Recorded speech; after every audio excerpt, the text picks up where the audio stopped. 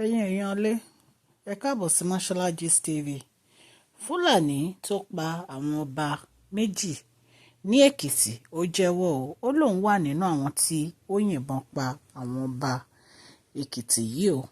Gbogbo àwọn ọmọọṣẹ́ ọlọ́pàá Èkìtì àti àwọn agbófinró ìbílẹ̀ tí Àmọ̀tẹ́kùn wọ́n ṣe iṣẹ́ akin o láti ṣàwárí àwọn Fulani tí wọ́n pa àwọn ọba àlàyé méjì ní ìlú Èkìtì.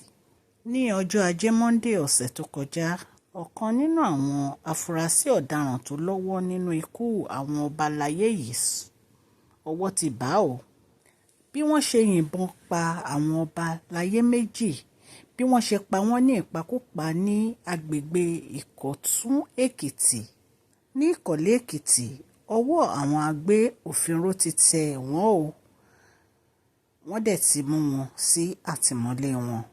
Igbákejì ọ̀gá ọlọ́pàá pátápátá fún ìpínlẹ̀ Èkìtì, Dáre Ògúndáre, wọ́n fi ìdí ọ̀rọ̀ yìí múlẹ̀ o lásìkò tí wọ́n ń ṣe àfihàn afurasí ọ̀daràn èyí tí ó pa àwọn ọba àlàyé tó wà nínú àwọn tó pa àwọn ọba àlàyé méjì ní ìlú Èkìtì. Wọ́n porúkọ ọ̀daràn yìí ní Bàbúdá Aláàjì.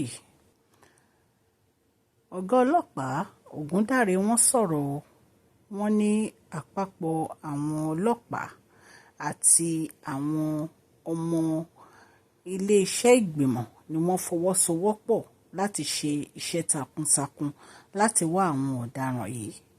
Wọ́n ní àwọn ṣe wàhálà gidigidi láti rí àwọn ọ̀daràn yìí mú, wípé kì í ṣe wàhálà kékeré ni àwọn ṣe o. Wọ́n ní àwọn fọ́ gbogbo ayédùn àti ayébọ̀dé ní ìlú Èkìtì kí àwọn tó lè rí àwọn ọ̀daràn yìí mú. Wọ́n ní afurasí yìí ó fi ẹnu ara rẹ̀ jẹ́wọ́ wípé òun mọ̀ bí wọ́n ṣe rán àwọn ọba láyé méjì yìí lọ sí ọ̀run àrèmábọ̀. Wọ́n ní àwọn ẹ̀ṣọ́ aláàbò wọ́n ní wọ́n ti fi wọ́n síta o láti rí àwọn ẹlẹgbẹ́ rẹ̀ mú èyí tí wọ́n jọ ṣe iṣẹ́ ibi wọ̀nyí.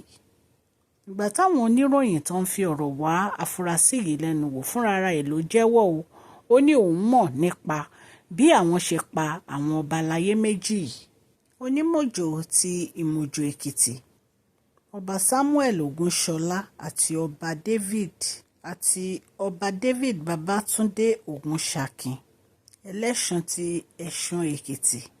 Lásìkò tí wọ́n ń padà bọ̀ ní ibi ìpàdé èyí tó jẹ́ pé wọ́n lọ ṣe ìpàdé lọ́balọ́ba, òun ni wọ́n wà nínú mọ́tò àwọn méjèèjì tí àwọn agbénipa yìí tí wọ́n dẹ̀ lọ dá wọn lọ́nà tí wọ́n bẹ̀rẹ̀ sí yìnbọn fún wọn.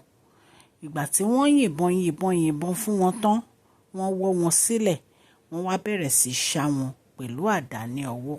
Ẹ̀yin ènìyàn lé, èyí ní agbára o, kì í ṣe nǹkan kékeré rárá. Wọ́n lọ ṣe ìpàdé ní ìlú Ìrẹ́lẹ̀ Èkìtì ní ọjọ́ ajé èyí tó kọjá yìí. Ìpàdé tí wọ́n lọ ṣe òun ni lórí àwọn akẹ́kọ̀ọ́ àti olùkọ́ Apostolic Faith Secondary School. Wọ́n lọ ṣe àwọn ìpàdé lórí àwọn ilé ìwé yìí. Ọ̀gá ọlọ́pàá pátápátá Ògúndáre wọ́n tẹ̀síwájú wípé lóòótọ́ àwọn mú àwọn afurasí kan, wípé ṣùgbọ́n àwọn ẹlẹgbẹ́ ọkùnrin Fúlàní yìí tó pa àwọn ọba yìí, wọ́n ní wọn ò tí ì rí ìkọ̀kọ̀ mú lára wọn. Wọ́n ní gbogbo àwọn tí àwọn kó yìí, wọ́n ní agbègbè Òkè Ọ̀ṣun ni wọ́n wà o ní Èkìtì. Wọ́n ní Ìkẹ́rẹ́ Èkìtì. Wọ́n ní àwọn ò lè sọ ní pàtó bóyá wọ́n sanwó fún àwọn ajínigbé ọ̀hún ni. Wọ́n ní ọ̀rọ̀ yìí pé ó kọ àwọn lóminú, ṣùgbọ́n ìwádìí ṣì ń lọ lórí ọ̀rọ̀ yìí. Ẹ̀yin èèyàn lé, àmọ́ ọ̀rọ̀ yìí wá láti iléeṣẹ́ Mashola Gist TV. Kí Ọlọ́run kí ó ran gbogbo wa lọ́wọ́ o. Àmín.